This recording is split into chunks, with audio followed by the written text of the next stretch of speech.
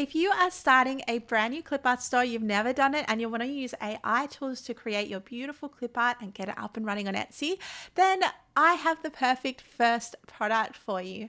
So my recommendation, and I see a lot of people fall into this trap when they first start their stores, people go after the most sort of advanced products, the things which they are like, ooh, that really defines the industry. And usually those aren't the best things if you are just starting out and a brand new creator. So today I'm going to teach you a super easy product that you can create in Midjourney that's in demand, and they sell like crazy. Like, I sell them basically every day in my clip art store. They're very popular and they're quite easy to make. But before I jump in, if you like all things digital products, Etsy, and passive income, feel free to hit that subscribe button. I put out new videos every single week, so yeah, you'll get a notification when I do.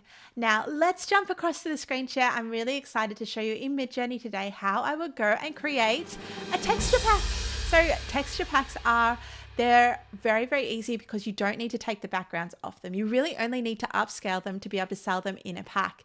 And as I said before, they're quite in-demand products. Here I am in Midjourney, and today I'm going to go / imagine, and then we're going to have room for our prompt. So it's actually quite a simple prompt. What we want to do, let's try watercolor texture.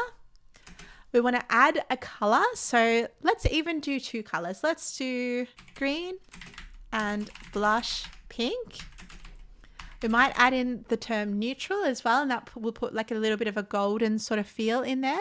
And essentially, because we aren't taking the background of this is all we need. We just want to add an aspect ratio so that we get a beautiful either landscape or portrait texture. I'm going to go AR to column 3. That's going to give me a portrait texture.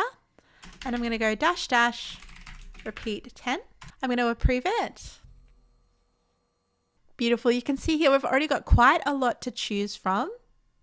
Now we probably want to aim for between around 8 to 12 textures in a pack. And I'm going to go for the ones that have a little bit less texture in it, like this one here.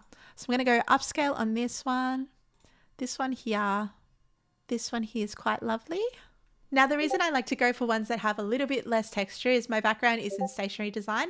So I like being able to sort of put text over texture and use it that way. So that's my personal preference, but you can absolutely use ones that have a little bit more texture. Those are fantastic for like the digital wall art niche and things like that. So you can see these have upscaled here. They're looking quite good already. So what you can also do here is you can create variations. We can have very strong, very subtle. I actually like to press both of them because you get different results, and it's just good to have a look at what sort of comes through. So I'm just creating variations of all of these. And you can see this is going to give me quite a cohesive pack because I'm sort of working from the one place. So you can see I've got lots and lots of beautiful textures here. Like this one here is gorgeous. I would love that, and I would definitely buy that. So it's really a matter of generating as much as you sort of can to curate and pick the eyes out of. You always want to go for the best ones. You don't just want to generate like 12 things and put all of them in there. You always want to be sort of looking at things critically and picking the best of the best to include.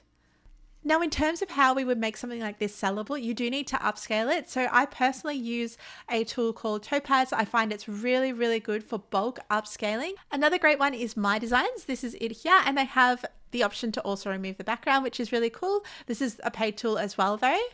And Midjourney have also just introduced this option here where you can upscale. So you can sort of click upscale there, and it'll bring this up to around 4,000 pixels wide or high. So that is high enough resolution to sell, which is really good. So now that this is sort of built into Midjourney, that's a really cool feature. The only problem with it at the moment is it's super slow. So from a workflow perspective, I personally don't use it because Topaz is much faster. But if you're wanting to keep costs low and you're just starting out, then yeah, I would just sort of set everything to upscale, go make yourself a coffee, come back, and it should be done.